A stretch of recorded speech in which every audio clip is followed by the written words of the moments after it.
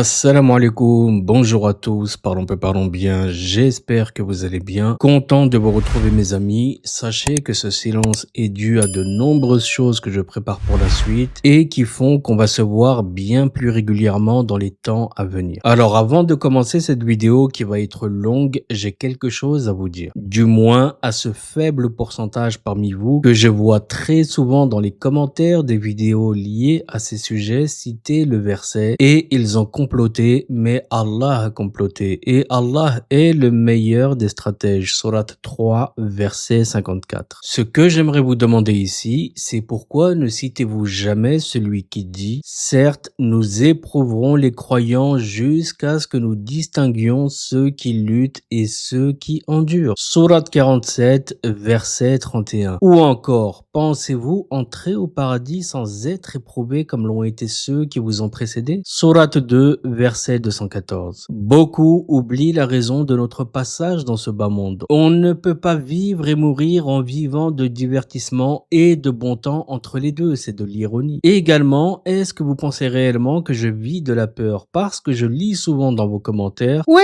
mais Kamel, t'es anxiogène » ou encore « La peur ça paie bien ». Mais dire ça montre à quel point vous êtes ignorant de la réalité. Est-ce que vous savez combien d'heures demande une vidéo comme celle-ci? Je vais vous le dire, c'est minimum 120 heures de recherche, d'analyse, d'écriture et de montage. Demandez à votre créateur de contenu préféré, il vous confirmera. Vous savez combien paye YouTube quand une vidéo pareille n'est pas démonétisée, strikée ou shadowban? Renseignez-vous bien avant de parler, j'ai aucun intérêt financier à faire ces vidéos. Je vais même vous dire mieux, ne pas les faire me rapporterait plus. La semaine que j'ai passée sur cette analyse m'aurait rapporté plus de 10 000 euros si je m'étais concentré à fond sur mon activité principale. Mais attention mes amis, à vous qui êtes là depuis le début, qui me soutenez, je ne blâme personne. Mais sachez qu'une vidéo comme celle-ci, c'est entre 200 et 500 euros si elle n'est pas censurée. Faites le calcul, elle est là la réalité économique. Je vous rappelle que je ne travaille avec aucun sponsor, je ne vous ai jamais diffusé la moindre publicité hormis celle que positionne YouTube. Donc comprenez bien que ce n'est pas du business que de venir vous parler. Autrement, j'aurais déjà lâché l'affaire depuis longtemps. Certains vivent des réseaux sociaux, je respecte tant que ça apporte quelque chose de valeur aux auditeurs. Moi, ce n'est pas mon cas. Si c'était pour l'argent, je serais sur le pont 7 jours sur 7 et vous en auriez déjà marre de m'entendre. Ma démarche est bienveillante, même si elle dérange. La vérité fait peur, mais vous savez ce qui fait encore plus peur selon moi, c'est de se convaincre chaque jour d'avoir une vie parfaite dans un pays qui descend aux enfers sur tous les plans. Sous prétexte d'avoir un CDI à 3 000 euros, un pavillon et une voiture à crédit. C'est exactement l'illusion qu'on vous vend, le rêve français version 2025. Mais derrière cette illusion, c'est une vie de servitude moderne en réalité. Une cage dorée où vous pensez être libre parce que les barreaux sont invisibles. On en a déjà parlé dans d'autres vidéos, l'esclavage par le crédit, la prison mentale du confort, l'anesthésie par la consommation. Ne tombez pas dans la peur paralysante, celle qui vous rend anxieux, qui ronge de l'intérieur, qui vous rend malade à long terme. Faites plutôt de cette peur une motivation comme celle qui vous fait lever chaque matin pour apporter la subsistance à vous-même ou votre famille. La peur utile, c'est celle qui vous pousse à l'action, pas celle qui vous cloue au canapé. Je vous ai donné plein d'idées sur cette chaîne pour sortir de la boucle infernale comme l'entrepreneuriat, l'expatriation, les investissements alternatifs, la formation continue, la création de réseaux solides. Vous êtes tous capables. Surtout vous les jeunes qui avez encore cette flamme, cette énergie, cette capacité d'adaptation que le système n'a pas encore éteinte. Je vous ai dit qu'une grosse série de vidéos arrive, on reparlera de toutes ces choses dedans. Et là, vous allez me voir souvent. Je reviendrai sur tous ces points pour les retardataires. Pour ceux qui n'ont pas encore compris l'urgence, parce que oui, au lieu de vous en prendre à ceux qui parlent de partir, qui ont des opportunités pour s'extirper de ce bourbier, reconnaissez parfois que ce qui vous différencie d'eux, ce sont les efforts, l'action, le courage de regarder la réalité en face et d'agir en conséquence. Ils ne sont pas plus intelligents que vous, ils ne sont pas nés avec une cuillère en argent dans la bouche. Non, ils ont juste arrêté d'attendre que les choses changent toutes seules. Ils ont pris leur destin en main, ils ont accepté l'inconfort temporaire pour une liberté durable. Et ce n'est pas méchant ce que je vous dis, c'est de la bienveillance encore une fois. Maintenant, si vous le prenez mal, frappez-vous la tête tête contre un mur, ça ne changera rien à la réalité. La vérité, c'est que le temps presse. 2026 est à nos portes. Les signes sont là. L'État vous prépare une boucherie. La tension qu'il fabrique entre les communautés est à son paroxysme. Dans pas longtemps, vous allez voir des événements se produire à nouveau, car pendant qu'on parle, d'autres préparent. Éloignez-vous des endroits de foule, c'est un conseil. Évitez les grands rassemblements festifs, quels qu'ils soient. Vous serez prévenus. Donc soit vous continuez à fermer les yeux en répétant Allah est le meilleur des stratèges, ce qui est une réalité, et en attendant passivement un miracle, soit vous comprenez que peut-être, juste peut-être, le plan d'Allah inclut que vous soyez l'instrument de votre propre salut, que vous fassiez les efforts, que vous preniez les décisions difficiles. Allah ne change pas l'état d'un peuple tant qu'il ne change pas ce qui est en eux-mêmes. Sourate 13, verset 11. Le verset est clair. Le changement commence par vous, pas par moi. Pas par mes vidéos, c'est par vous. Alors arrêtez de chercher des excuses sous chacune de mes vidéos, ça ne changera rien. La seule raison qui me pousse à passer ce message, c'est pour les personnes faibles, qui ne maîtrisent pas trop la religion, et j'en fais partie, et qui pourraient donc se laisser entraîner par cette passivité. Arrêtez de tirer sur le messager, vous perdez votre temps. Commencez à agir avant qu'il ne soit trop tard. Passons maintenant au sujet de cette vidéo. Avant qu'on commence cette exploration ensemble, j'ai besoin que vous fassiez quelque chose pour moi, mes amis. Oubliez tout ce qu'on vous a raconté sur les camps politiques, les théories habituelles, les grilles de lecture toutes faites. Mettez tout ça de côté pour un moment, parce que ce qu'on va regarder ensemble traverse toutes ces barrières. Je peux bien sûr me tromper dans mon analyse. Seule la vérité absolue compte. Mais ce que j'ai découvert dans cette couverture glace le sang littéralement. Et je pense que vous allez comprendre pourquoi. Le 12 novembre 2025, cette date m'a tourné dans la tête depuis des semaines que cette couverture a fait son apparition. Car The Economist sort toujours sa couverture annuelle le 21 ou le 22 novembre, autour de leur très célèbre Thanksgiving, et ce depuis 181 ans. Cette année, ils avancent de 10 jours. 10 jours dans un monde où chaque symbole est pesé, où chaque timing est calculé avec une précision chirurgicale. Quand une institution vieille de presque 2 siècles brise sa propre tradition, c'est qu'il y a urgence. Quelque chose de massif arrive et ils veulent qu'on le sache avant. Pour comprendre ce qui se joue vraiment, remontons à 1843. James Wilson fonde The Economist. Mais qui était-il vraiment? Banquier écossais, directeur de la Banque de l'Inde occidentale, créateur de la Standard Chartered qui suivait l'expansion de l'Empire britannique comme son ombre. Wilson était quaker, les amis comme ils s'appellent entre eux, la même communauté religieuse que Benjamin Franklin, celui du billet de $100.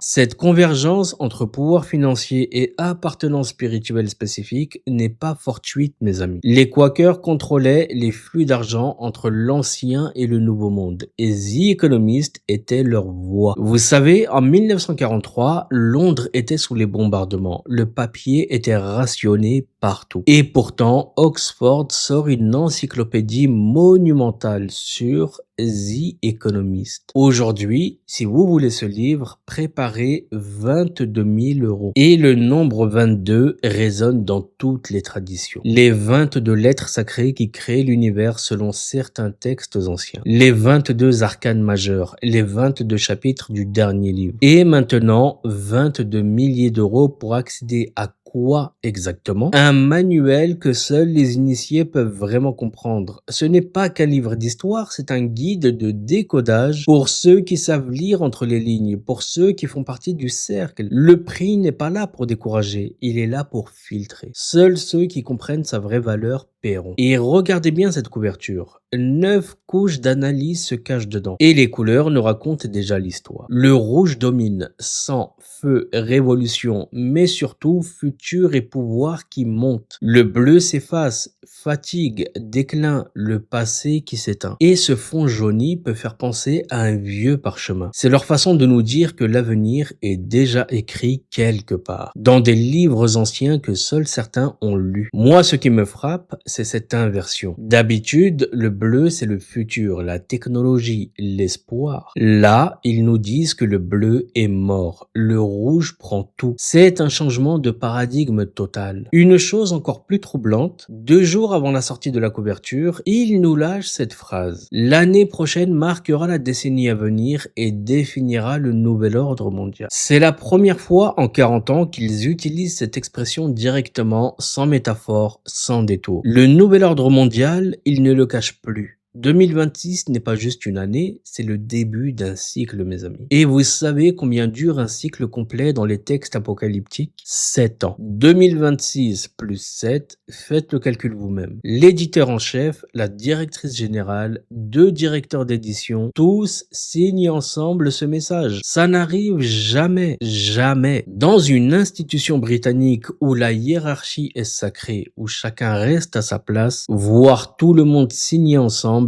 c'est comme voir les cardinaux s'aligner pour une annonce papale. Quelque chose de monumental se prépare et ils veulent qu'on sache qu'ils sont tous d'accord. Pas de dissidence, pas de voix discordantes. L'unité totale face à ce qui arrive. Ils nous montrent d'abord une image simpliste, presque enfantine, c'est le leurre, le piège pour les analystes superficiels. Mais la vraie couverture, celle qu'on va décortiquer ensemble, elle est d'une sophistication diabolique. Et vous allez comprendre pourquoi, quand j'annonce ce type de vidéo, il faut être patient. Chaque élément a été placé avec une précision millimétrique. Rien n'est là par hasard. C'est comme ces tableaux de la Renaissance où chaque objet cache un symbole. Chaque couleur raconte une histoire. Sauf qu'ici, l'histoire qu'ils racontent, c'est notre futur. Ils annoncent 2026-2036, une décennie de transformation. Mais regardez mieux, 2026 pourrait être le début d'un cycle de 7 ans qui nous mène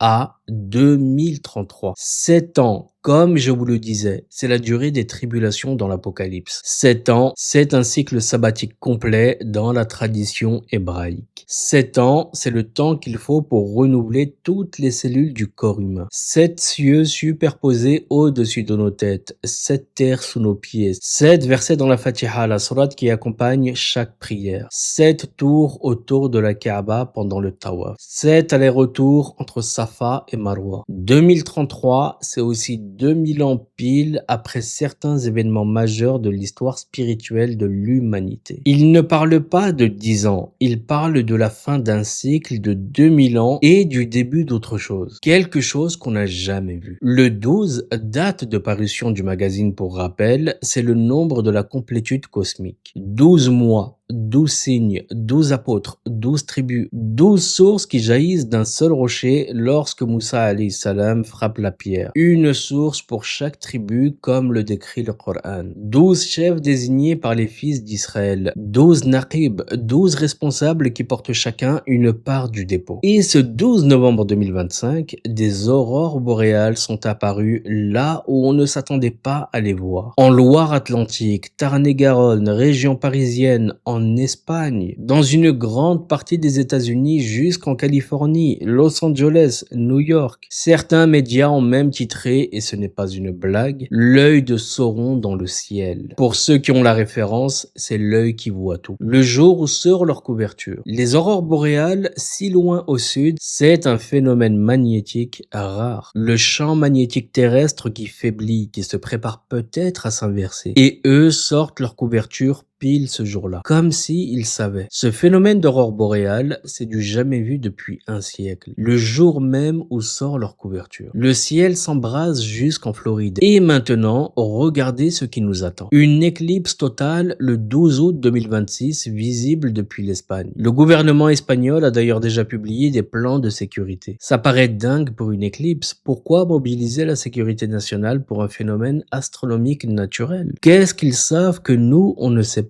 Cette éclipse traversera exactement les mêmes régions que celle de 1999, celle qui marquait le tournant du millénaire. 27 ans d'écart, 3 fois 9, les cycles se répètent, mais en s'intensifiant. Si vous couvrez le cercle central de la couverture, faites l'exercice vous-même. Qu'est-ce qui apparaît? On a ce point bleu menotté, l'ancien ordre enchaîné. On a un périscope qui observe depuis les profondeurs, quelque chose qui surveille depuis en dessous. Et ces flammes rouges qui remontent, destruction et renaissance simultanée. L'éclipse, c'est le moment où la lumière disparaît temporairement, mais c'est aussi le moment où on peut voir ce qui est normalement caché par l'éclat du soleil. Les étoiles en plein jour, la couronne solaire, les planètes invisibles. D'ailleurs, si vous observez bien, les éléments extérieurs nous montrent une tempête solaire. Dans leur symbolisme, l'éclipse de 2026 révélera ce qui était caché. Et peut-être qu'ils préfèrent qu'on ne regarde pas. Le 12 novembre toujours, Bezos veut lancer sa fusée New Glenn. Blue Origin, bleu, l'ancien monde qui tente désespérément de conquérir l'espace, mais qui arrive trop tard. Le bleu qui fait semblant de s'échapper vers les étoiles alors qu'en réalité, personne ne quitte vraiment la scène. On reste sous le dôme. On regarde la fusée monter comme on regarde un numéro de cirque. Beaucoup de fumée, beaucoup de bruit et au final, tout le monde retombe sur Terre. C'est presque poétique. Cette couverture a une apparence simple, presque infantile, mais c'est un piège génial. Contrairement aux années précédentes où le chaos vous sautait aux yeux immédiatement, celle-ci offre un accès progressif par palier, comme une initiation. Le rouge, c'est l'enfer, mais aussi l'avenir, là où il faut regarder. Le bleu, c'est la sérénité trompeuse du passé, le piège pour ceux qui refusent de voir. C'est une inversion totale de nos repères. D'habitude, on va vers le bleu du ciel, de l'espoir. Là, ils nous disent que l'espoir est rouge sang. Moi, ce qui me trouble, c'est cette stratégie. Ils savent que la plupart des gens vont rester en surface, qu'ils vont voir un dessin enfantin et passer leur chemin. Seuls ceux qui creusent verront les couches. C'est du génie pur ou de la manipulation parfaite. Peut-être les deux. Maintenant, si vous tournez l'image, de nouvelles interprétations surgissent. C'est une boussole. Une boussole qui indique plusieurs directions simultanément. Et là, tenez-vous bien. Si le gâteau représente les États-Unis, les points stratégiques pointent vers les détroits de Malacca et Gibraltar. Ces deux détroits contrôlent 40% du commerce mondial. Malacca pour l'Asie, Gibraltar pour l'Atlantique Méditerranée. Celui qui les contrôle étrangle l'économie planétaire en 48 heures. Et sur cette couverture, ils sont marqués comme des cibles ou des objectifs. Je ne sais pas ce qui est le plus terrifiant. La forme circulaire au centre, regardez-la bien, c'est un ballon de football. Oui, mais c'est aussi exactement la forme de la grippe aviaire au microscope. H5N1, le virus qui attend son heure depuis 20 ans. Double lecture parfaite. Le football, donc le divertissement qui nous endort, et le pathogène qui nous réveillera brutalement. Ils adorent ces doubles sens. Le pain et les jeux d'un côté, la pandémie de l'autre. Les deux faces de la même pièce de contrôle. L'un nous distrait pendant que l'autre se prépare. Également, si vous remarquez bien, dans les 5 dernières couvertures, toutes contiennent des cercles parfaitement tracés au compas. Compas et équerre qui sont, je vous le rappelle, les outils des architectes. Le symbole de ceux qui construisent en secret. Ensuite, l'alternance des couleurs. Blanc, noir. Puis cette année, un blanc jauni. Le code binaire est cassé. Le jauni, c'est le parchemin ancien, mais c'est aussi le temps qui passe. Le temps qui vieillit, qui arrive à sa fin. 5 ans de messages codés qui culminent avec cette rupture. Comme s'il nous disait, le programme binaire est terminé. On passe à autre chose. Et cette autre chose commence en 2026. Regardez bien les mots choisis dans les sous-titres car ils sont chirurgicaux. Dérive géopolitique. Pas évolution, pas changement. On nous parle de dérive comme un navire sans gouvernail. Après Gaza et au-delà de l'Ukraine, ils considèrent ces situations comme déjà résolues, faisant partie du passé. L'économie couvre une crise, pas risque, ou encore moins pourrait. Elle couve comme un œuf prêt à éclore, comme un volcan avant l'éruption. Le football devient politique, les terrains deviennent des champs de bataille géopolitiques. Les médicaments nouvelle génération arrivent malgré les scandales actuels. C'est comme s'ils savaient que les scandales seront oubliés face à ce qui vient. Et leur typographie, ils en sont propriétaires depuis le 7 février 2024. 7 et 2 font 9. Des nombres qui reviennent. Je ne suis pas une personne qui joue avec les chiffres en temps normal, mes frères et sœurs, et vous le savez depuis le temps. Mais là, je dois m'adapter temporairement à leur jeu pour vous aider à comprendre leur façon de voir les choses. Ils contrôlent jusqu'à la forme de l'être maintenant. Chaque courbe, chaque angle est choisi. Le contrôle total du message jusqu'au niveau subconscient de la forme des lettres. Dans Matrix, on vous propose le choix entre la pilule rouge et la pilule bleue. Mais ici, le rouge rouge et le bleu, c'est pratiquement la même prison, juste avec des barreaux de couleurs différentes. Et on va comprendre pourquoi ensuite. Le design utilisé dans cette couverture, c'est la ligne claire de Hergé, le créateur de Tintin. Mais Hergé ne l'a pas conçu comme un simple style graphique. C'était une philosophie complète, une façon de cacher la complexité sous la simplicité apparente. Je ne sais pas si vous connaissez cette méthode, mais la ligne claire que vous voyez ici raconte l'histoire à plusieurs niveaux. Tous les éléments, graphisme, cadrage, dialogue, bulles convergent pour obtenir la compréhension maximale de l'histoire pour ceux qui savent lire.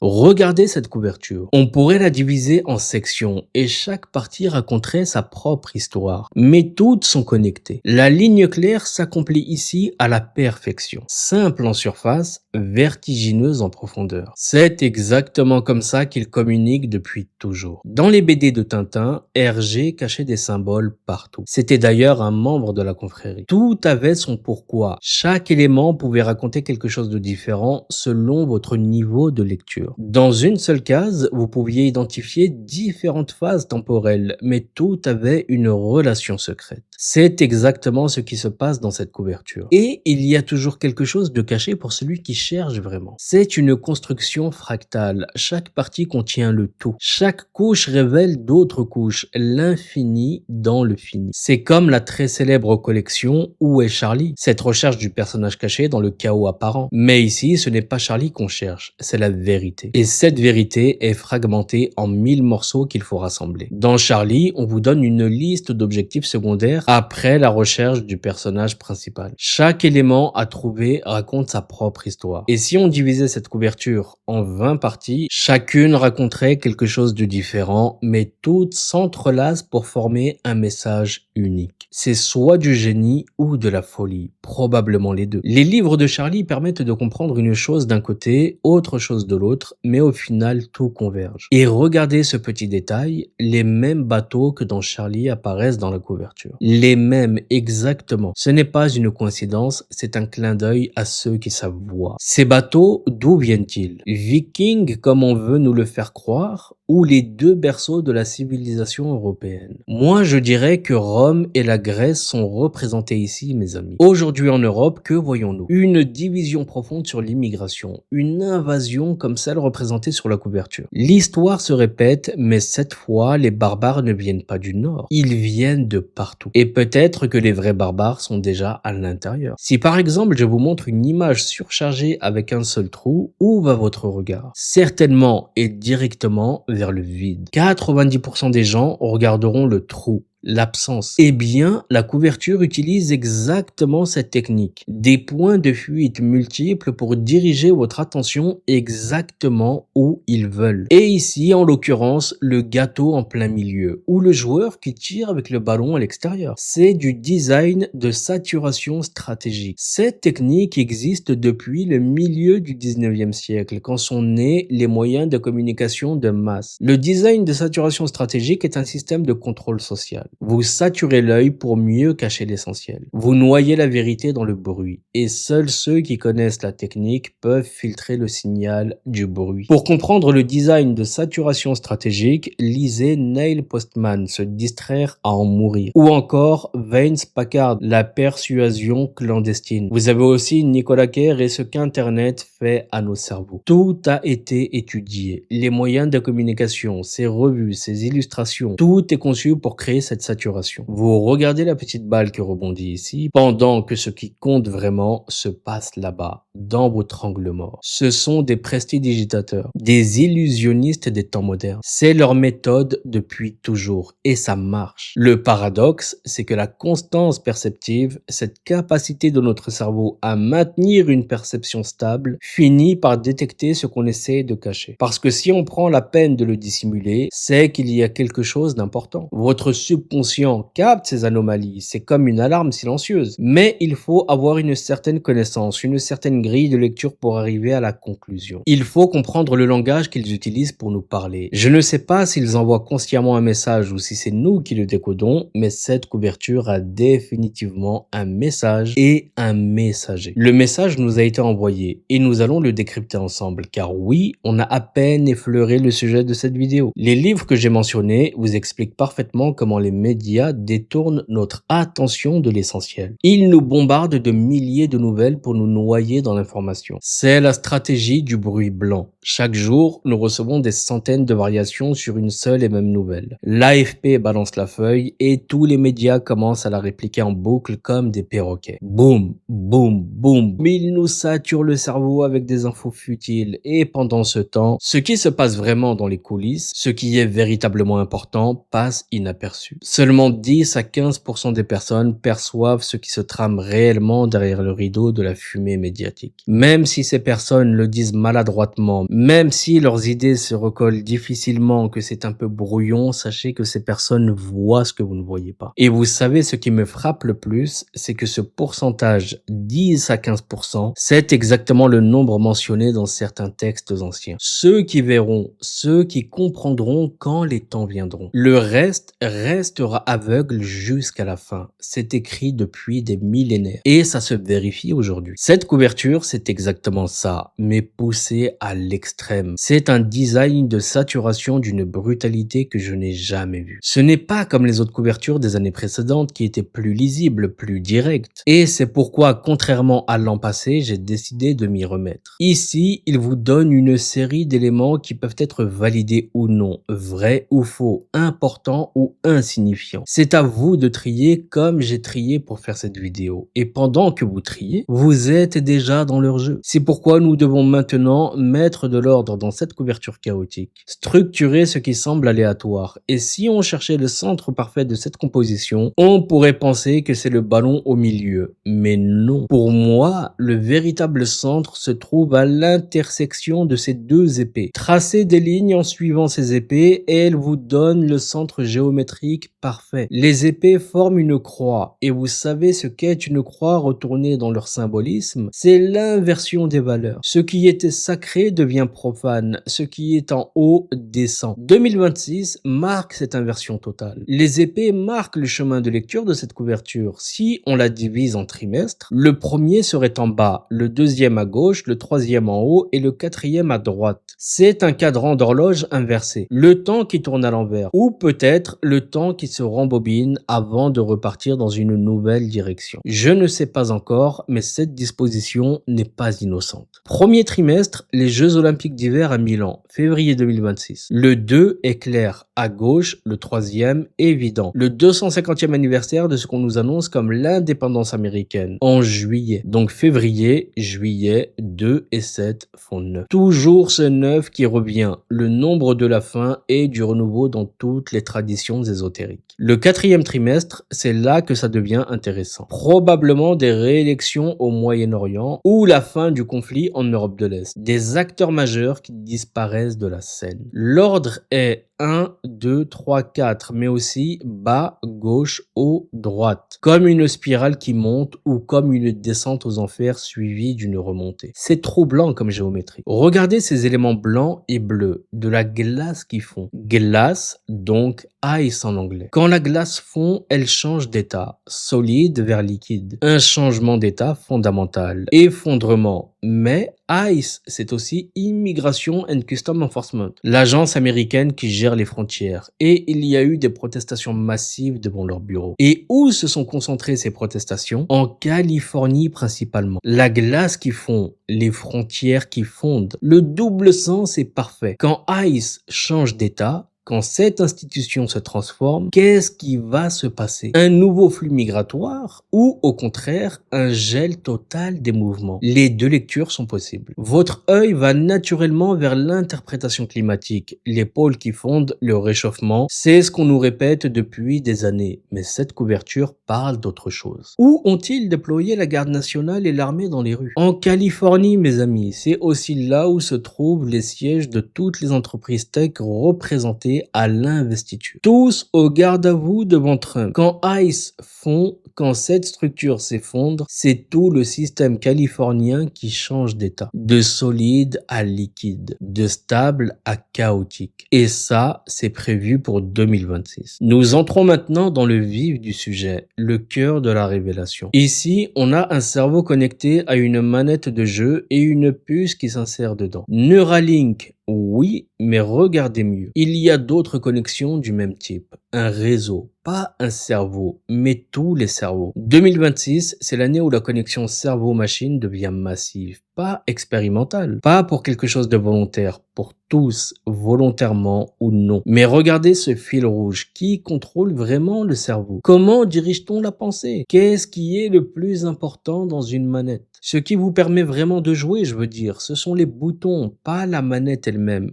les boutons. Et regardez leur couleur, rouge, tous rouges. Sur cette manette bleue, l'ancien système, donc bleu, existe toujours, mais les commandes sont rouges. Elles ont changé de main. C'est une métaphore parfaite. L'infrastructure reste, mais le contrôle a basculé. Le nouveau pouvoir a pris le contrôle de l'ancienne structure. Ils n'ont pas détruit le système, ils l'ont hacké. C'est brillant et terrifiant à la fois. Je crois que ça représente plus que les réseaux sociaux ou les technologies de l'information. C'est la surveillance totale à laquelle nous allons être soumis. On en parle depuis des années. Les gens en rigolaient, mais 2026, c'est l'année de l'implémentation totale. La quantité de données qu'ils extraient sur chacun de nous leur permet déjà de nous diriger d'un endroit à l'autre sans qu'on s'en rende compte. Mais là, avec la connexion directe au cerveau, ils dirigent plus vos choix. Ils dirigent vos pensées avant même qu'elles deviennent des choix. Nous croyons être libres, mais sommes-nous vraiment libres quand chaque impulsion neuronale est analysée, prédite et potentiellement modifiée? C'est ça leur endgame, et ça c'est pour 2026. Comme on dirige un petit animal avec des renforcements, une récompense ici, une punition là, sauf que maintenant les récompenses sont des dopamines artificielles et les punitions des déconnexions sociales. Il paraît d'après ce qu'on peut voir ici et là que GTA 6 sort au 4e trimestre 2026. Sachez que ce sera le premier jeu avec une vraie IA où les personnages se souviennent de vous. Si vous les volez, ils s'en souviennent. Si vous les aidez, ils s'en souviennent également. Une mémoire permanente. Est-ce que vous voyez le parallèle? Dans le jeu, l'IA se souvient de vos actions. Dans la vraie vie, l'IA se souvient aussi. La frontière entre jeu et réalité s'efface. C'est leur plan. Le népotisme des jeux vidéo traditionnels disparaît. C'est un jeu qui va transformer notre perception de ce qu'est un jeu vidéo et de ce qu'est la réalité. Mais regardez la manette. Le câble et le cerveau sont totalement rouges. La connexion est rouge. Le contrôle est rouge. Tout est rouge. La direction de tout, nos pensées, nos choix, notre vie, tout est contrôlé par le rouge, par ces boutons d'action rouges. Sans ces boutons, on ne pourrait rien faire. On serait paralysé. Le rouge a gagné. C'est fini. La bataille est terminée avant même d'avoir commencé. C'est exactement ce qu'ils nous disent avec cette image. Révolution ou pas révolution, les révolutions sont toutes contrôlées. Totalement. Chaque soulèvement, chaque mouvement de masse, tout est orchestré. Regardez ce drapeau américain. Il est incomplet. Des étoiles manquent, les barres sont coupées, l'union est brisée. Certains États ne sont plus représentés. Lesquels? Ceux qui vont faire sécession ou ceux qui vont être exclus? 2026 nous le dira. Les missiles sur la couverture, j'ai cherché, et le plus similaire, c'est le Yunmo 5 sud-coréen, le missile monstre comme ils l'appellent. Corée du Sud, pas du Nord. Le Sud qui s'arme, l'allié qui devient menaçant, tout s'inverse en 2026. Portée du missile, 600 à 3500 km. Ça couvre la Corée du Nord, l'Est de la Chine et une partie de la Russie orientale. Mais regardez la géographie autrement. 3500 km depuis la Corée du Sud, ça atteint aussi le Moyen-Orient, Israël, l'Iran. Les missiles pointent dans toutes les directions. La guerre ne viendra pas d'où on l'attend. Elle viendra de partout à la fois. 2026, l'embrasement global. Steve Jackson nous a montré la réalité de leur monde avec ses cartes Illuminati. Chaque camp nous offre une carte pour jouer. Nous avons déjà des capacités de décodage. Le problème, c'est qu'ils le savent. Ils savent qu'on sait. Et ils continuent quand même. Pourquoi? Parce qu'ils savent aussi qu'on ne peut rien y faire. Regardez bien.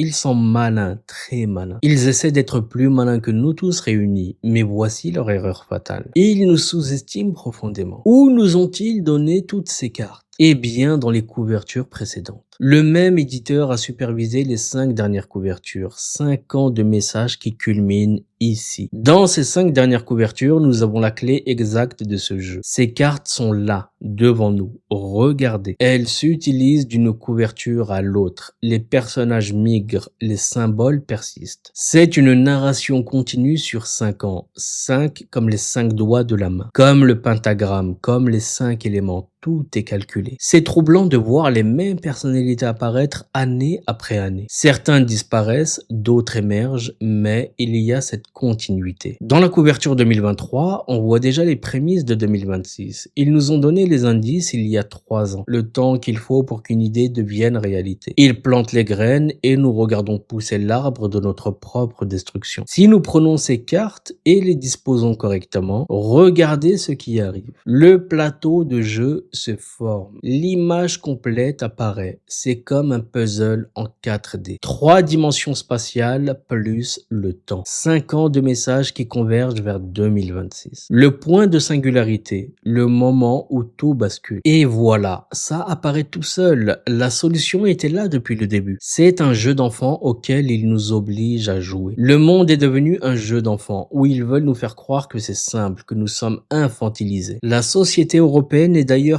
terriblement infantilisée et hédoniste. Des adultes qui collectionnent des cartes Pokémon, qui vivent dans des mondes virtuels, qui fuient la réalité. C'est voulu. Un peuple infantile, c'est un peuple contrôlable. Donnez-leur des jeux et ils oublieront qu'ils sont esclaves. Regardez comment tout colle. Les seringues de tailles différentes s'alignent parfaitement. Les conteneurs correspondent, le bateau s'ajuste, les satellites s'alignent, le point dans cette position exacte. Les personnages politiques, les catastrophes, tornades, tremblements de terre, feu, tout s'emboîte. Le virus, les pilules, 5 ans de préparation pour ce moment. C'est vertigineux quand on comprend l'ampleur du plan. Au final, ils nous ont fourni le virus. Les pilules correspondent aussi. Énormément d'éléments s'harmonisent. Ils nous ont donné ce matériel pour qu'on en profite, pour qu'on comprenne. Ces 5 dernières années sont les meilleures de The Economist pour moi, les couvertures les plus importantes de son histoire. Ils veulent qu'on joue à ce jeu avec eux, mais bien sûr, il faut savoir voir. Il faut comprendre les règles qu'ils ne nous ont jamais expliquées. Et maintenant, suivez bien. The Economist, en 1997 précisément, a créé un article intitulé « Blow the Man Down ». Quand on écoute cette chanson, on pourrait penser que c'est un chant de supporters de foot ou encore un chant de pirate qui chante sur les mers agitées. Mais est-ce que vous savez quand cette chanson a été chantée pour la première fois dans ce contexte? Eh bien, le jour où un certain président est tombé. Le jour où tout a basculé. Et maintenant, ils la ressortent à travers cette couverture. Vous ne la verrez pas à l'œil nu, je vais vous le démontrer. Mais pourquoi maintenant? Parce que l'histoire se répète, mes amis, mais cette fois, c'est définitif. Qui a-t-on abattu dans cette couverture? Qui est tombé? Qui va tomber? Cette question résonne 3 fois parce qu'elle est centrale. 3 comme la Trinité. 3 comme les 3 coups au théâtre avant que le rideau se lève. Il y a des équipes de football anglaises qui chantent cette chanson dans leur stade. Oui, mais ce n'est pas de football qu'on parle ici, du moins pas tout de suite. C'est de la chute programmée de quelqu'un ou de quelque chose. Blow the man down, abattre l'homme. Mais pourquoi le 12 novembre spécifiquement? Je reviens encore sur cette date parce qu'elle est centrale. Blow the man down, il y a une connexion historique que personne n'a faite. Le 12 novembre, dans l'histoire américaine, c'est une date maudite. Cherchez par vous-même. Les synchronicités sont troublantes. Cette chanson qui a été chantée par un groupe très particulier lors d'un événement précis aux États-Unis. Et vous allez comprendre pourquoi cette année, la parution de cette couverture a été avancée de 10 jours. Pourquoi précisément le 12 novembre? Pour moi, c'est la partie la plus importante de toute la couverture, la clé de voûte, le moment où tout prend sens. Parce que ce qu'il nous révèle ici, c'est le cœur du message. Et ce message, il est glacial. C'est pourquoi je vais maintenant mettre en évidence ces 2 personnages sans visage. 2 visages entremêlés par ces 2 épées croisées. La forme des épées, on l'analysera ensuite. Et vous allez en avoir froid dans le dos tellement c'est diabolique. Donc ces 2 personnages entre les 2 épées, c'est le détail crucial. Blow the man down. Et excusez-moi bien sûr pour mon anglais pourri. Abattre l'homme. Et ces 2 figures sans visage sont les exécuteurs. Pas de visage, pas d'identité, juste la fonction. Donc pourquoi ces 2 pièces spécifiquement? Qu'est-ce qu'elles représentent vraiment? Eh bien pour moi, elles symbolisent l'argent qui a du poids. de la valeur réelle. Ce ne sont pas des billets en papier, ce n'est pas de la monnaie numérique, c'est du métal qui vaut vraiment quelque chose. Les richesses tangibles, réelles. 12 novembre, cette date encore et toujours. Qui apparaît sur cette pièce? Sur cette phase précise, c'est là que ça devient vertigineux, mes amis. Ce n'est pas George Washington qu'on voit ici, c'est Abraham Lincoln.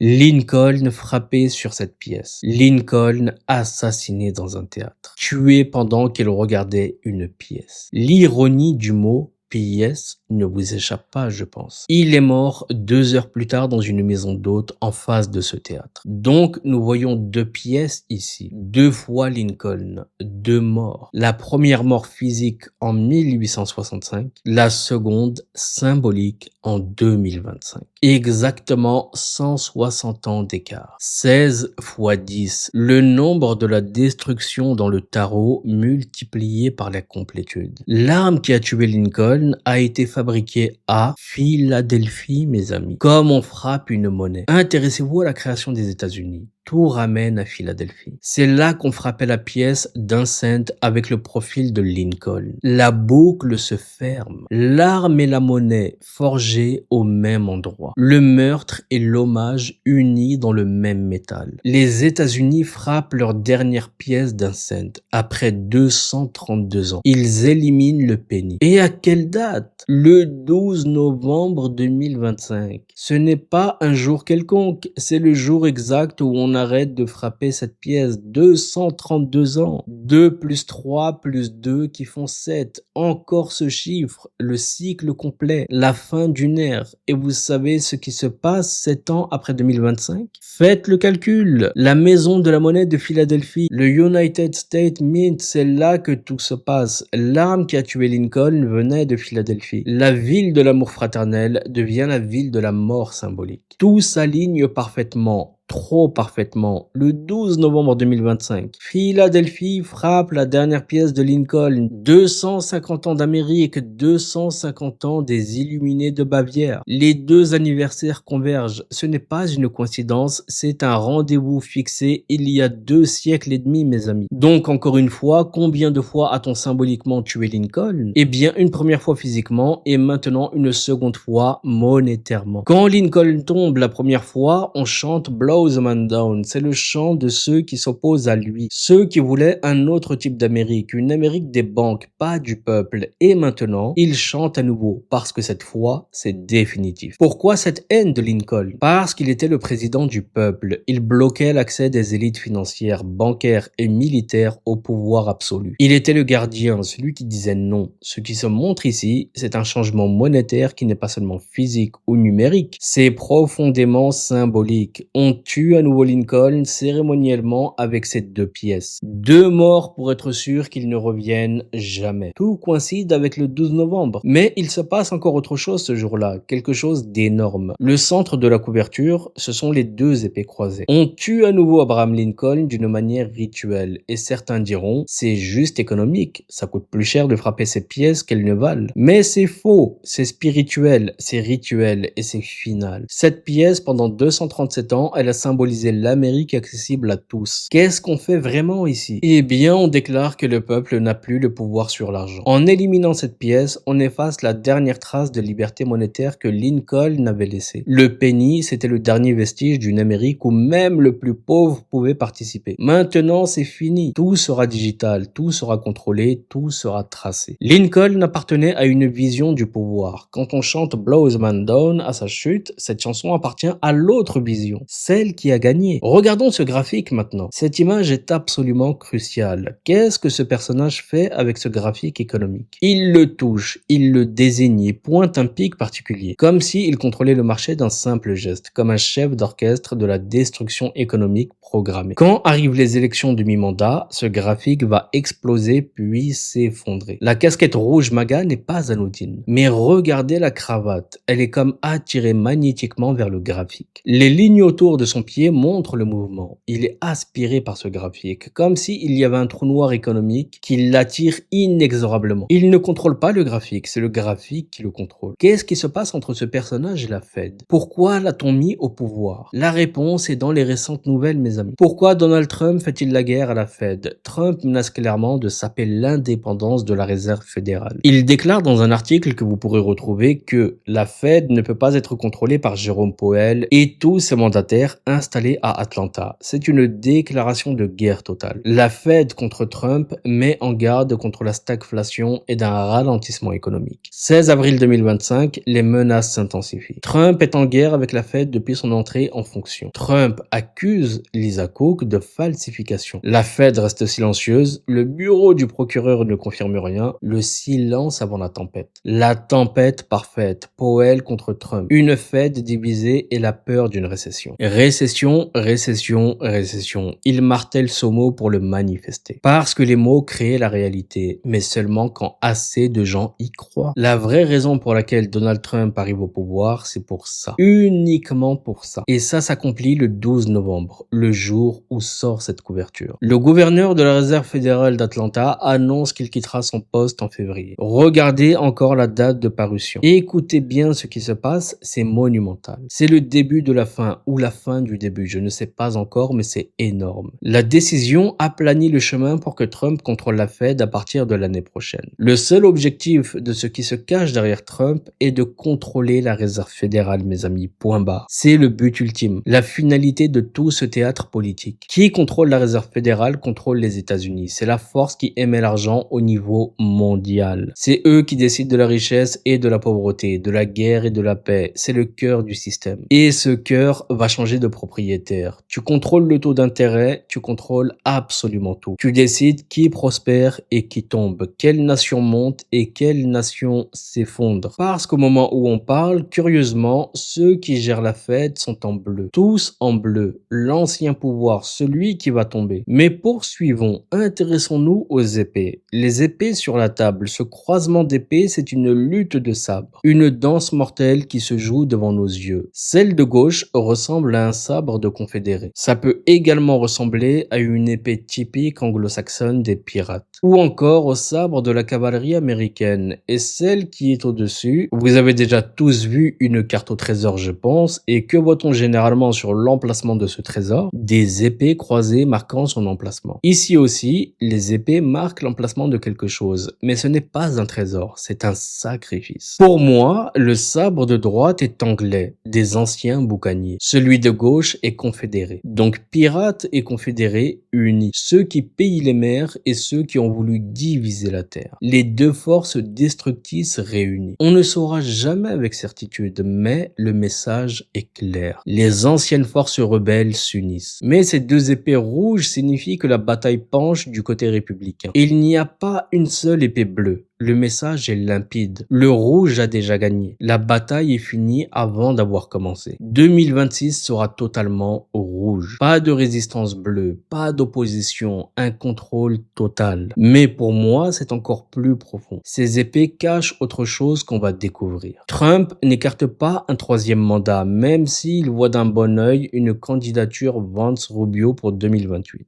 Un troisième mandat, constitutionnellement, c'est impossible. Il accomplit déjà les 8 ans maximum. Mais vous le savez, mes amis, qui fait la loi fait la triche. Et s'il contrôle la Fed, il contrôle tout. Même la Constitution devient négociable. Il va y avoir une guerre intestine dans le Parti républicain. Les graphiques montrent déjà J.D. Vance gagnant en 2028. Les paris sont ouverts, l'argent circule, le futur est déjà écrit dans les marchés prédictifs. Suivez l'argent, vous trouverez la vérité. Pour moi, les épées ont un sens caché. Ces confédérés qui ont chanté Blows Man Down quand Lincoln est tombé. Ces faux patriotes qui célèbrent la chute. L'histoire se répète, les mêmes forces, les mêmes chansons, le même résultat. Mais voyons où ces sabres nous mènent vraiment. On les retrouve dans les loges, les mêmes épées croisées, le même rituel, la même fraternité qui traverse les frontières et les siècles. Ce symbole, nous l'avons déjà vu, c'est le sigil de la 100e sentinelles qu'ils protègent dans cette image. Ils protègent la Fed. Ils protègent l'émission monétaire. Ils protègent le contrôle de l'argent. C'est leur saint graal, leur pouvoir ultime. Et les épées croisées forment une barrière. Personne ne passe. Le trésor reste gardé. Ces deux épées rouges sont au centre exact de notre plateau de jeu. Mais regardez comment ça prend sens au fur et à mesure. Le sigil de la sentinelle, le gardien qui veille, celui qui protège le secret. Et quel est ce secret? Que l'argent n'existe pas, mes amis, que c'est une illusion créée par ceux qui contrôlent les épées. Les maîtres du 33e degré de la franc-maçonnerie opérative utilisent ce sigil. Pas la maçonnerie spéculative, philosophique, la maçonnerie opérative, celle qui agit, celle qui construit et détruit. Ce sigil ouvre et ferme leur cérémonie, c'est l'alpha et l'oméga de leur rituel. Le début et la fin. 2026 marque la fermeture d'un cycle et l'ouverture d'un autre. Le sigil est activé. Le messager est celui qui lance le message. Et ce message, c'est cette couverture. D'où vient le message? Du sud global, disent-ils. Mais je pense que c'est plus profond. Cette personne sur la couverture est dans notre plan physique. Elle n'est pas transcendante. Elle est ici, maintenant. Qu'est-ce qu'ils veulent dire? Eh bien qu'ils dominent le monde, que le football, ce cirque moderne, contrôle les masses, le pain et le jeu. Sauf qu'aujourd'hui, les jeux sont télévisés et le pain est synthétique. Ce personnage est en rouge, le rouge du nouveau pouvoir. On dit un peu partout que c'est un ballon. Oui, car on voit les coutures du cuir, mais regardez bien, ce ballon n'est pas normal. Il est hyper gonflé, les coutures ressortent de manière grotesque. C'est un ballon sur le point d'exploser. Et pour ceux qui ont joué au foot, vous savez que quand un ballon est gonflé normalement, les coutures sont à peine visibles. Elles s'intègrent dans le cuir, lisses, discrètes. Mais là, le ballon est hyper gonflé, les coutures explosent. C'est un ballon déformé. Qu'est-ce qu'il nous dit ce ballon? Hyperinflation. Le message est clair, l'hyperinflation arrive. Le système monétaire est gonflé à bloc, prêt à éclater. Ils auraient pu mettre un ballon dégonflé pour montrer une déflation, mais non. Ils nous montrent l'explosion imminente. 2026, c'est l'année où la bulle éclate. Donc continuons avec le messager. Beaucoup ont dit c'est Cristiano Ronaldo. La coupe de cheveux, l'allure, mais non, ce n'est pas lui. J'ai donné un indice si vous vous souvenez. Ce messager n'est pas de ce monde. Il tire depuis un autre plan. Ronaldo, lui, est bien vivant. Ce messager, lui, nous parle depuis ailleurs, depuis l'au-delà. Je vais vous révéler qui c'est et ça va vous glacer le sang. Cette année arrive la Coupe du Monde aux États-Unis, au Canada et au Mexique. Le ballon officiel s'appelle Triunda, Tri-Uno, 3 et 1, la Trinité profane. C'est 3 pays fusionnés pour un événement. Est-ce que vous avez déjà entendu parler du plan d'union nord-américaine qu'ils nous promettent? Eh bien, le voilà. Il n'est pas politique, mais footballistique. Il teste l'union par le sport avant de l'imposer politiquement. Regardez cette image publicitaire. Cafu, Zidane, Kaka, Del Piro, comme une pub Benetton des années 90. La diversité forcée. Le melting pot obligatoire. Toni Kroos, Paul Pogba et Léo Messi avec un ballon sur la jambe. Cette publicité est sortie avant que l'Argentine y gagne la Coupe du Monde. Regardez la couleur du siège sur lequel Messi est censé être assis. Il est bleu ciel, comme le maillot argentin.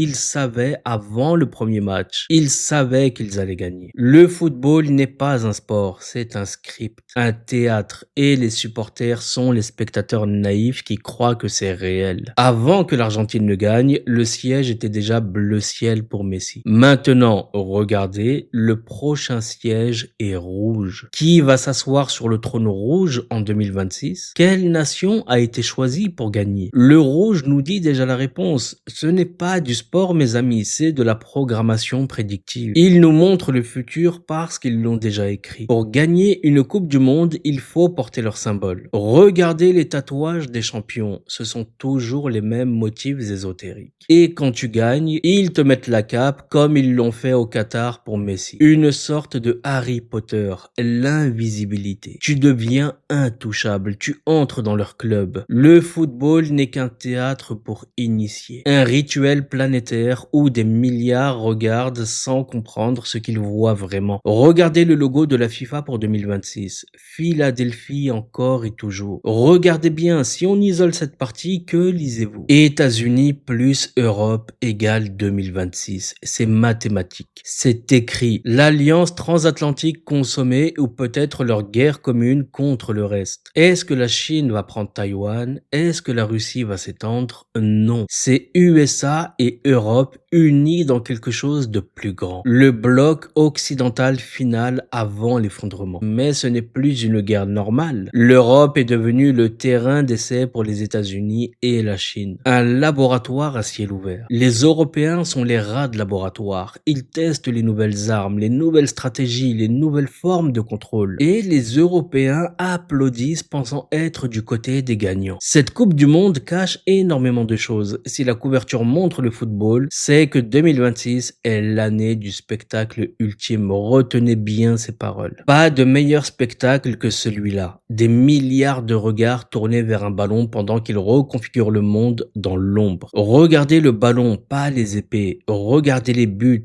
pas les morts. C'est leur stratégie depuis Rome, du pain et des jeux, sauf qu'aujourd'hui, les jeux sont globaux. Le 4 juillet 2026, 250 ans pile des États-Unis. Eh bien, sachez que les deux seuls matchs ce jour-là sont les huitièmes de finale. Et où se déroulent-ils? À Philadelphie et Houston. Seulement ces deux villes. Allez vérifier vous-même. 69 000 spectateurs à Philadelphie, 6 et 9. 69, l'inversion, le yin et le yang, les opposés qui s'unissent. Tout est symbole, même la capacité du stade. Le samedi 4 juillet, exactement 250 ans après la signature de la déclaration d'indépendance à Philadelphie. Houston, Texas contre Philadelphie. Deux villes, deux visions de l'Amérique. Le Sud contre le Nord. Les Confédérés contre l'Union. La guerre civile rejouée sur un terrain de football. Symboliquement, parfait. Pourquoi pas Atlanta, Miami ou d'autres villes? Pourquoi spécifiquement Houston et Philadelphie? Parce que ces villes ont un secret. Elles sont les deux piliers de quelque chose de plus ancien que l'Amérique elle-même. Je vais vous dévoiler quelque chose qui risque de faire l'effet d'un feu d'artifice dans votre cerveau. Accrochez-vous bien. Houston est le berceau de la franc-maçonnerie spéculative aux États-Unis. À Philadelphie. Philadelphie, celui de la franc-maçonnerie opérative. Spéculative, c'est celle qui pense, qui philosophe. L'opérative, c'est celle qui agit, qui construit, les deux faces de la même pièce. Le 4 juillet 2026, elles se rencontrent sur le terrain. Symboliquement, c'est la réunification des deux branches, la pensée et l'action unis. Le plan et son exécution synchronisée. La guerre d'indépendance américaine était la première guerre où les francs-maçonneries se sont affrontés entre elles. Britanniques contre américains, mais tous maçons. Leur rêve ultime, créer une nation ex nihilo, une page blanche où écrire leurs symboles. Les États-Unis étaient cette page blanche. 250 ans plus tard, l'expérience se termine. Le laboratoire ferme, le cycle se complète. Benjamin Franklin s'initie à la loge Saint-John de Philadelphie, grand maître en 1734. Cette même année, il édite le premier livre maçonnique d'Amérique, les Constitutions d'Anderson. Le manuel, le mode d'emploi, la Bible maçonnique. Franklin fut secrétaire de la loge de 1735 à 1738. Toute sa vie, il est resté maçon. Dans les Constitutions d'Anderson, on lit « Un nouveau peuple sera créé qui, étant composé de plusieurs nations, les cimentera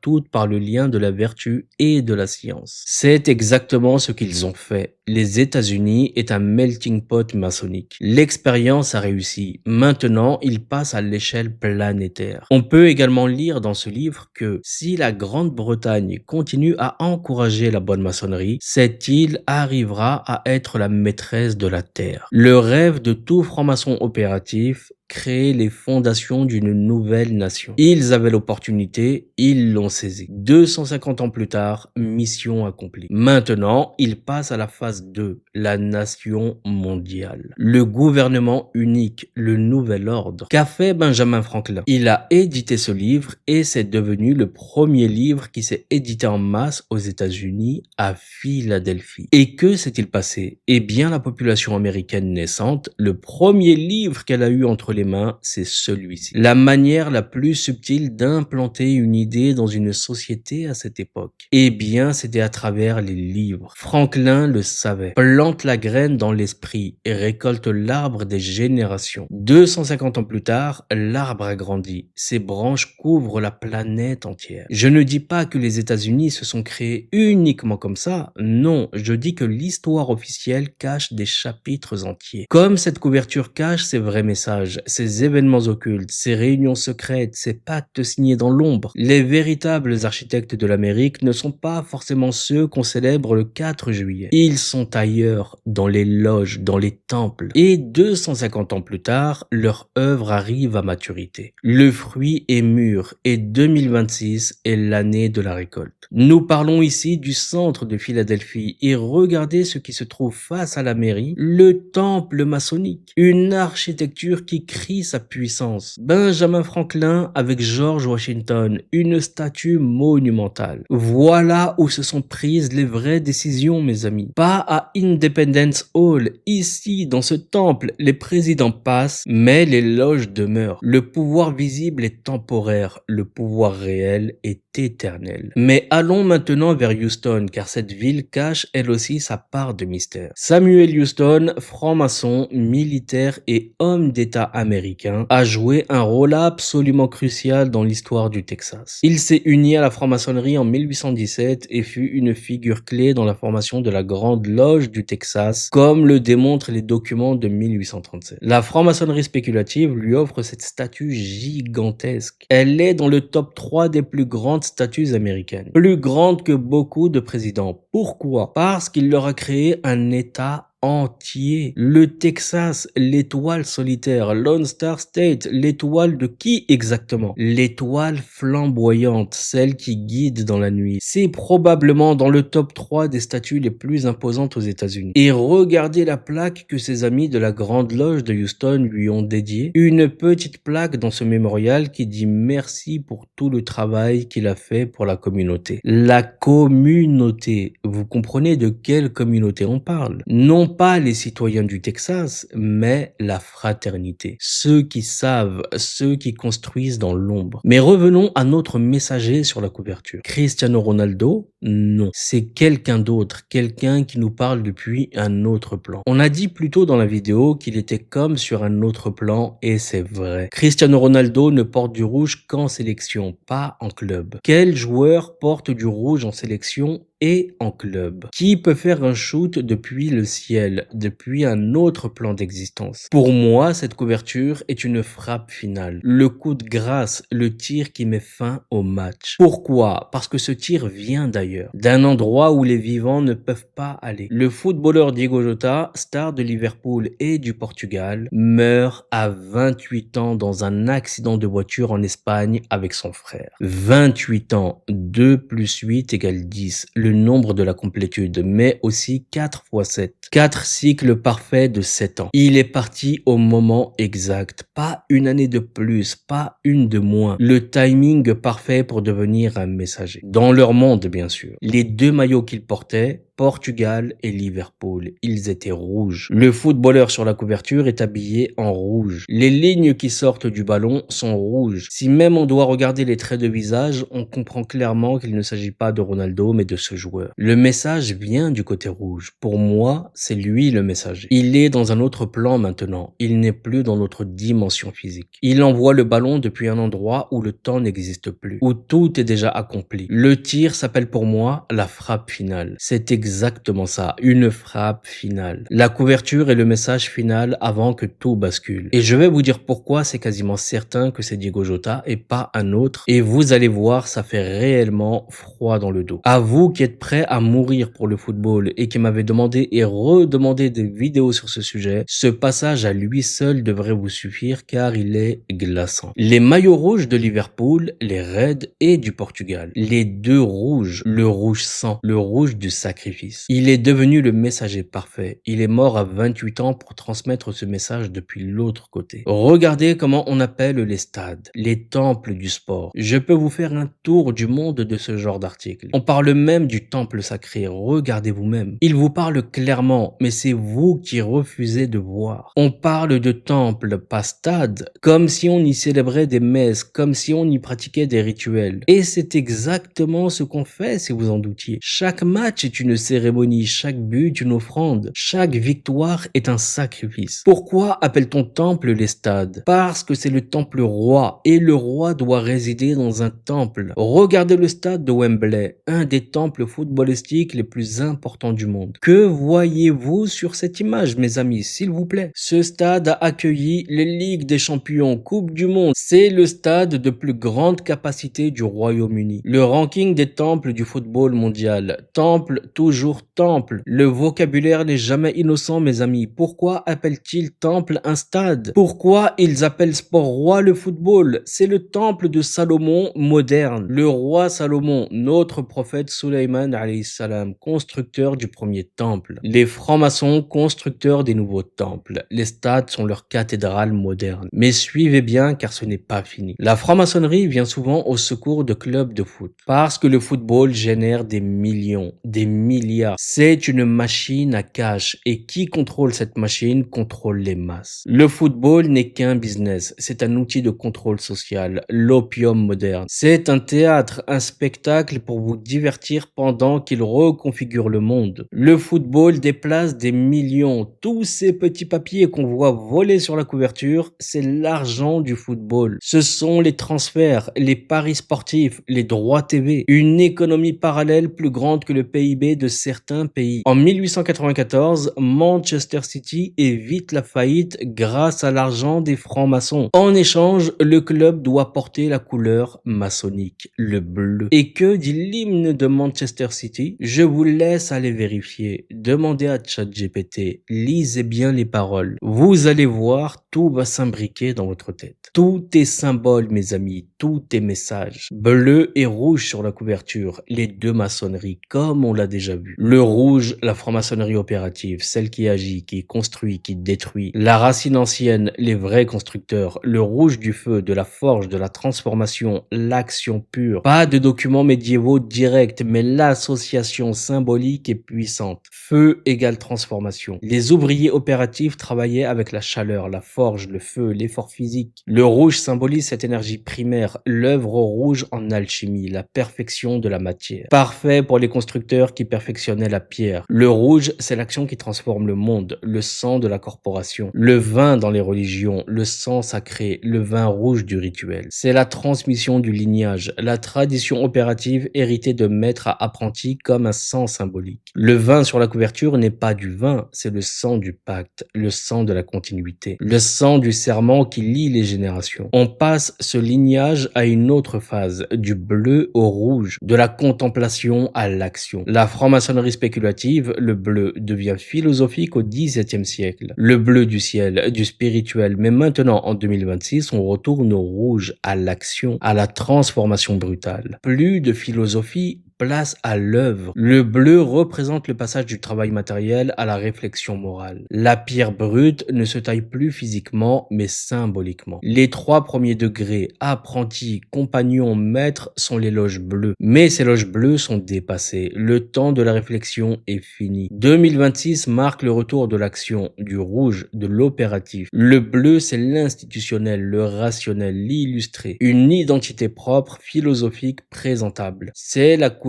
qui cachait le rouge souterrain, mais plus maintenant, le rouge remonte. Le cachet devient visible, ce qui était occulte devient manifeste. Dans Matrix, on vous donne le choix, pilule bleue ou rouge, pas d'autre option. L'illusion ou la vérité brutale. On ne vous donne pas vraiment le choix, bleu ou rouge, mais les deux mènent au même endroit. L'illusion du choix, la démocratie moderne. Gauche ou droite, mais le système reste, bleu ou rouge, mais le contrôle demeure. On vous donne une option option biaisée. Vous avez la sensation de choisir, mais l'éventail réel reste caché. C'est l'information qui nous arrive. Rouge ou bleu, il n'y a pas de noir, pas de vert, pas d'arc-en-ciel. Pour trouver la vraie alternative, vous devez chercher dans les marges de cette couverture, dans ce qu'il ne montre pas, dans le silence entre les symboles. Pour trouver le noir, vous devez fouiller. Parce qu'on ne vous donne que rouge ou bleu. Liverpool, deux équipes dans la même ville. Liverpool rouge et Everton bleu. Londres, c'est pareil. Arsenal en rouge, Chelsea en bleu. La division est partout, dans chaque ville. Le combat des couleurs, la guerre civile permanente. Divisé pour régner, rouge contre bleu, pendant que le noir gouverne dans l'ombre. Manchester, c'est les Diables Rouges de United contre le City bleu. Manchester City, à qui on a fait changer la couleur contre de l'argent. Prenez notre argent, mais portez notre bleu. La corruption à ciel ouvert. Et les supporters célèbrent sans savoir qu'ils portent les couleurs de leur maître. Ils ne cachent plus. Pourquoi cacher quand personne ne regarde? Pourquoi dissimuler quand personne ne comprend? Pourquoi des Britanniques créent-ils des fédérations partout dans le monde? Eh bien, pour exporter le contrôle, le football comme colonisation douce. L'Empire britannique est mort politiquement, mais il vit dans le football. Dans chaque match, leur système perdure. Et pourquoi cette conviction que Diogo Jota est le messager? Regardez ce qu'on voit dans son mémorial au centre. Et c'est pourquoi je vous dis que ce sport est effrayant. Ce personnage, c'est John Holding. La figure de John Holding devient le centre du mémorial de Diogo Jota. Imaginez-vous mourir demain, être un footballeur de ce club et être représenté par la figure de ce monsieur. Eh bien, car ce monsieur est le fondateur de Liverpool. Mais pas seulement. C'est bien plus que ça. John Holding, créateur d'Everton puis de Liverpool, mais surtout créateur des loges britanniques modernes. Regardez, hommage floral des frères d'Anfield Lodge. C'est le stade et la loge, le même nom. On a le temple physique et le temple spirituel unis. Pas de séparation. Le football est le rituel. Rendre hommage dans un mémorial n'est jamais une simple nostalgie, mes amis. C'est un dialogue entre le passé et le présent. Une reconnaissance de ce qui fut et un espoir pour ce qui vient. Placer Diogo Jota au monument de Holding unit deux fils, 1892 et 2024. Plus d'un siècle de continuité. La tradition maintenue, le flambeau transmis, même après la mort. Son affiliation maçonnique était directement liée à la fondation de Liverpool FC. Les directeurs du club, tous francs-maçons, ce n'était pas un club de football, c'était une loge qui jouait au football. Ou l'inverse, les deux fusionnés. Pourquoi je raconte tout ça? Parce que ça va prendre sens maintenant. Il y a une grande célébration qui arrive. Pourquoi le football? Pourquoi le messager? Le message est clair pour moi, il est cristallin, je vais vous le révéler. La grande célébration, le 4 juillet 1776, la création des États-Unis. Ce petit gâteau sur la couverture, 250e anniversaire, le 4 juillet 1776, signature de la Constitution. Les rues se remplissent de célébrations, de feux d'artifice, d'ivresse patriotique. Mais qu'est-ce qu'on célèbre vraiment? Est-ce que c'est la liberté ou la plus grande illusion de liberté jamais créée? Quelques jours avant la couverture, The Economist lâche un indice et il n'est pas fortuit. Je pensais que c'était un effet visuel, quelque chose qu'il ne voulait pas cacher ou une référence à l'éclipse, mais non, c'est encore plus profond. La couverture est un jeu, le football est un jeu. Frapper un ballon est un jeu. Mais quel jeu jouons-nous vraiment? Et qui a écrit les règles surtout? C'est un jeu d'enfant, d'adultes,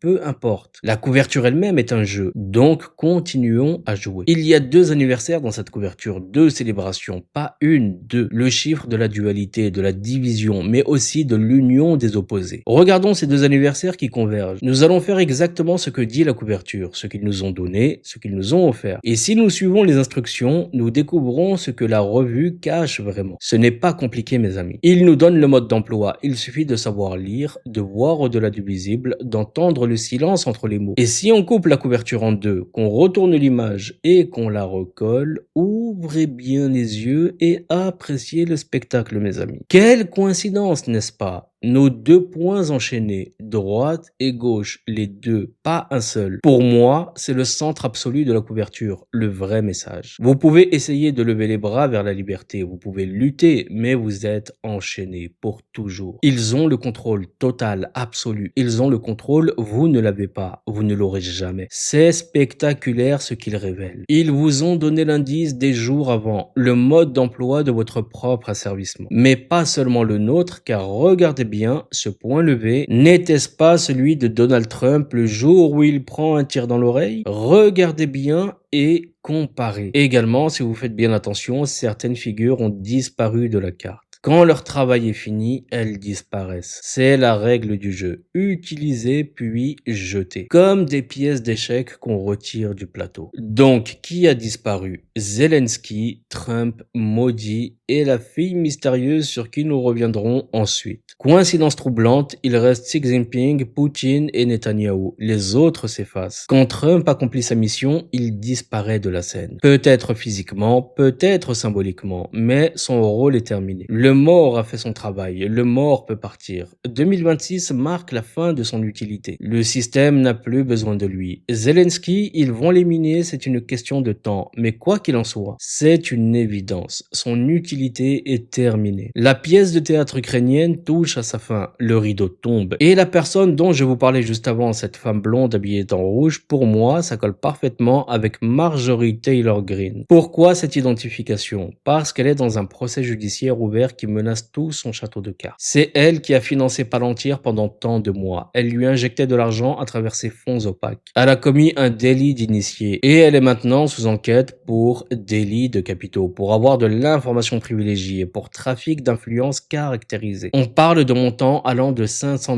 000 $ à 21 millions. 21, 3 fois 7. Les cycles parfaits multipliés. Alors, la justice fera son travail ou pas? Mais symboliquement, elle tombe. Voyons maintenant quelque chose qu'on n'a pas vu jusque-là. Quelque chose de crucial. Voyons ce qui se dessine mystérieusement juste au centre exact de la couverture. Qu'est-ce qui se passe là au centre géométrique, mes amis? Qu'est-ce que vous voyez? Vous qui regardez, regardez-le. Il est gros comme le nez au milieu de la figure. On parle effectivement du symbole maçon avec le compas et l'équerre. Mais il semble qu'il y a même une espèce de divinité qui émerge. Regardez bien ici, entre les deux points, une présence très troublante, mes amis. En fait, il y a tellement à dire encore, c'est tellement profond. Au final, ce qu'ils veulent, c'est que tu joues, que tu sois cette marionnette qui doit jouer avec le système, qui doit danser avec cette couverture comme partenaire. Ils t'ont donné le script, à toi de jouer ton rôle, ou de refuser. Mais même refuser, c'est encore jouer leur jeu. La vie pour eux n'est qu'un jeu. La seule chose qu'ils veulent, c'est que tu payes tes impôts religieusement, mais que tu joues leur jeu pendant qu'ils se moquent de toi. Ils se moquent de nous tous. Ou du moins, ils essaient. Et regardez au centre ici, les deux bras, droit et gauche, comme essayant de sortir avec une force désespérée. Mais cette force est réprimée violemment. Réprimée par ces chaînes qui sortent directement de ces deux gâteaux d'anniversaire. Les chaînes de la célébration. L'esclavage déguisé en fête. Ces deux gâteaux ne font pas référence qu'aux 250 ans des États-Unis. L'année prochaine, on accomplit aussi les 250 ans de la création des Illuminés de Bavière. Quelle curiosité! Et regardez, on a même le bon vieux hibou. Le hibou d'Athéna, de Minerve. Les Illuminés de Bavière, l'ordre des Illuminés. Le même symbole qu'on retrouve sur le dollar. Le même qui nous surveille depuis des siècles. Société secrète fondée le 1er mai 1767. Quelques mois avant la signature de la déclaration d'indépendance. Adam Weishaupt, le fondateur, né à Francfort, comme une des familles les plus puissantes du monde, qui naît aussi à Francfort et fut membre des Illuminés de Bavière. La famille dont on ne prononce plus le nom. Celle qui contrôle les banques centrales, celle qui possédait The Economist jusque maintenant. Cette famille fut membre fondateur des Illuminés. On croit qu'elle continue à en faire partie, mais pour moi, les épées sont posées sur une table rituelle. Et militairement, quand on dépose les armes, on les met sur la table. On met le bâton de commandement sur les sabres pour signifier la réédition. C'est une déposition d'armes historique, les sabres de l'époque de la fondation. Les mêmes familles sont encore dans cette revue, mais à partir de 2026, elles déposent les armes. Car en effet, la famille Rothschild vend sa participation de 27% au magazine. Pourquoi maintenant ? Parce qu'ils ont gagné, mes amis. Ou parce qu'ils ont perdu, peut-être. C'est une déposition d'armes cérémonielle. Quand les Illuminés de Bavière sont nés, ils utilisaient ces sabres. Cette famille est encore là, mais à partir de 2026, elle laisse les armes sur la table. Elle ne fera plus partie de cette revue. Pour moi, c'est la fin d'un cycle majeur. Cette couverture marque la fin de quelque chose de fondamental. C'est un jeu qu'ils nous ont donné pour comprendre. Ça se montre par le rouge dominant, par ses épées croisées, par ces gâteaux qui révèlent que cette famille a été propriétaire de ces messages pendant 181 ans. Mais pourquoi clôturer par le football? Pourquoi ce timing? Eh bien parce que le football se fonde dans un endroit appelé la Freemason Tavern, la taverne des francs-maçons. Le 26 octobre 1863,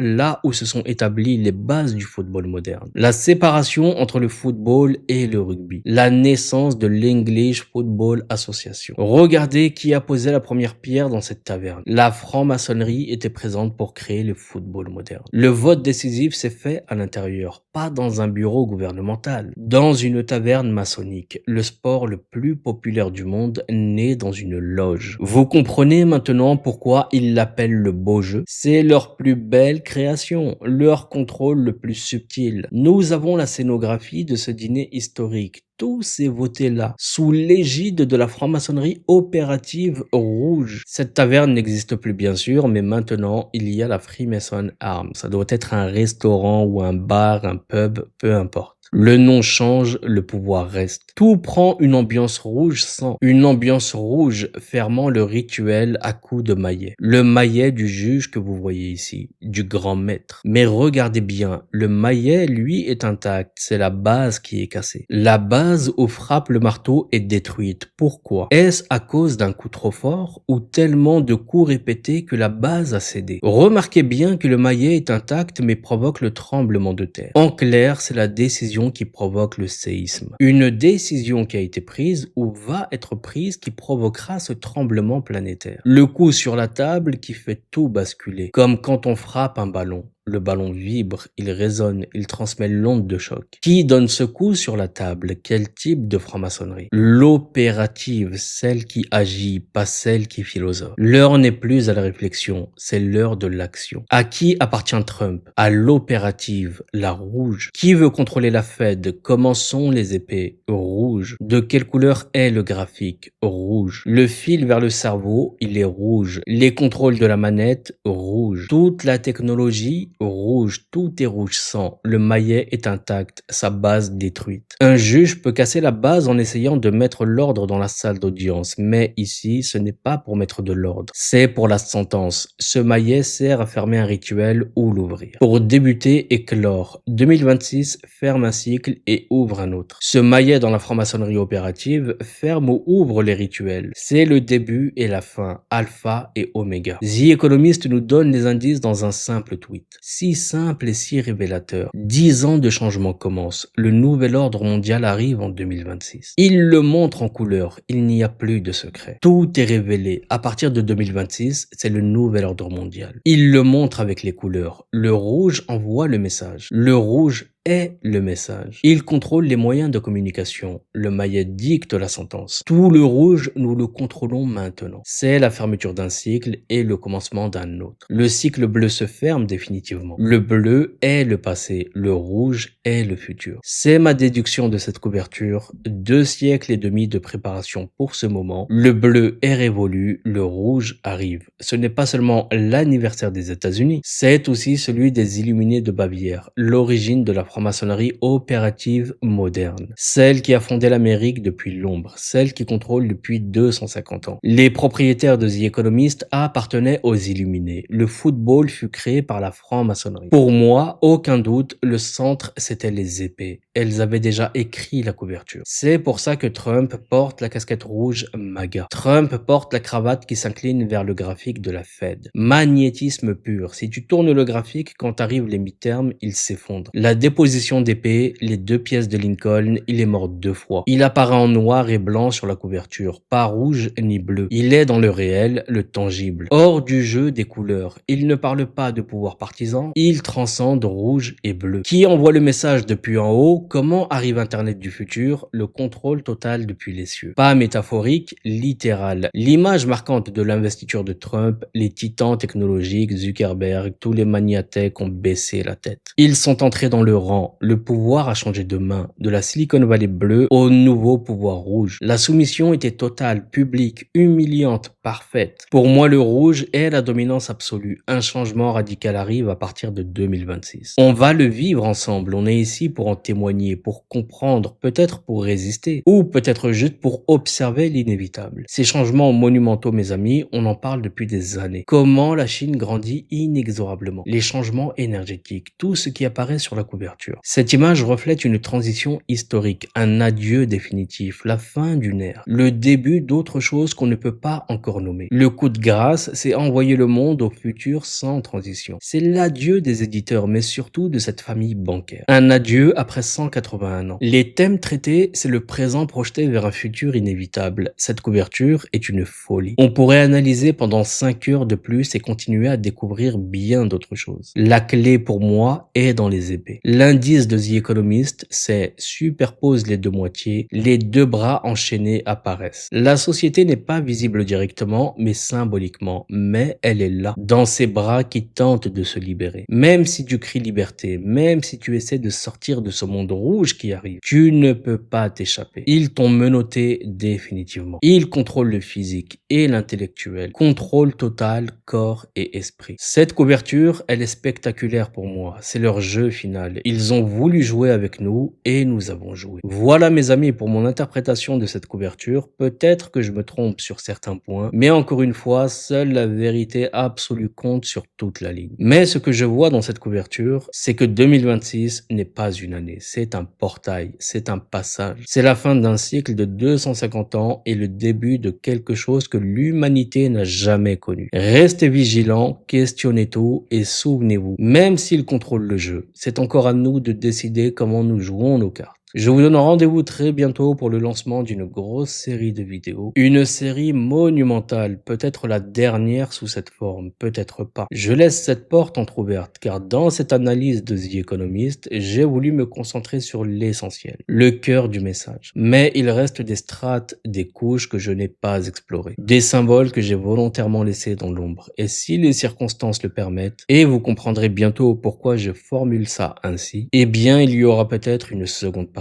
Mais rien n'est certain dans les temps qui arrivent. Concernant cette série que je prépare depuis des mois, ce sera probablement ma dernière contribution dans ce format actuel, car elle posera tout de manière claire, définitive et sans filtre. Je l'ai pensé comme un testament intellectuel ou comme une chrysalide avant transformation. Elle reprendra les origines de la dualité qui nous gouverne depuis des millénaires, le commencement de cette illusion matricielle, et ça redescendra jusqu'à notre époque troublée, jusqu'à ce que le monde est devenu sous nos yeux aveugles. La chaîne YouTube sera probablement compromise, peut-être définitivement. Peut-être même que je devrais m'effacer un temps, changer de forme, devenir autre chose. Les raisons, vous les comprendrez en regardant. C'est pourquoi Substack prendra inévitablement le relais. Ce sera notre arche de Noé digitale. Alors oui, Substack est payant, je le sais. Mais parlons franchement. Cette série qui arrive va me demander 8 à 12 mois de travail à temps plein. Pour ceux qui pensent que je vis d'amour et d'eau fraîche, réveillez-vous mes amis. Je ne peux pas être au four et au moulin. Quand je plonge dans ces recherches, dans ces connexions, dans ces révélations, c'est 16 heures par jour minimum. C'est mon business qui tourne au ralenti. C'est des dizaines de milliers d'euros de manque à gagner. Alors oui, l'accès sera payant, mais pas pour m'enrichir. Ceux qui me suivent savent déjà que ce n'est pas ma motivation, mais parce que certaines vérités ont un prix. Celui du temps qu'on sacrifie pour les extraire de l'obscurité. Alors je vous le dis, le tarif est encore accessible au moment où je vous parle. Dans quelques semaines, il augmentera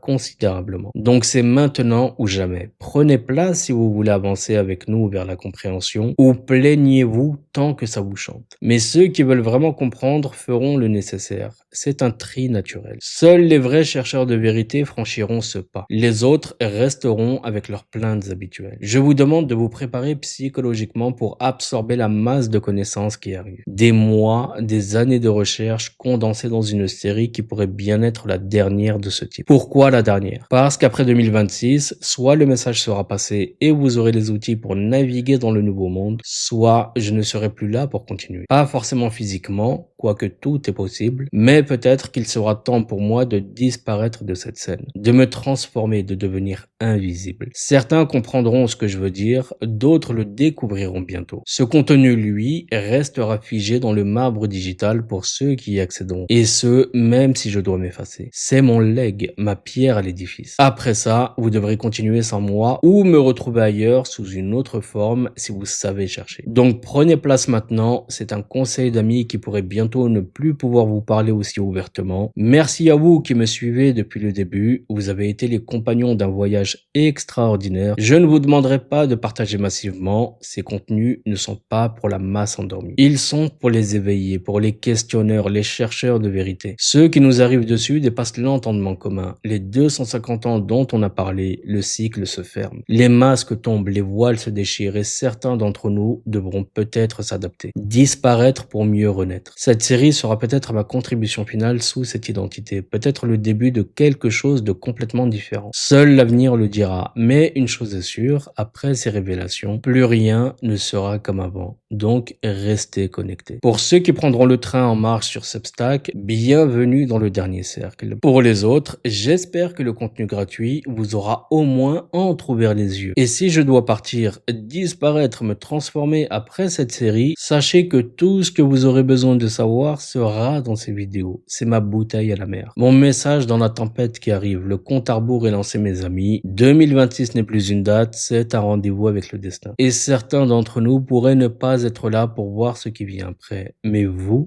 saurez, vous comprendrez et vous agirez. Et c'est tout ce qui compte. À très bientôt mes amis, prenez tous soin de vous et de vos proches. Assalamu alaikum, paix sur vous.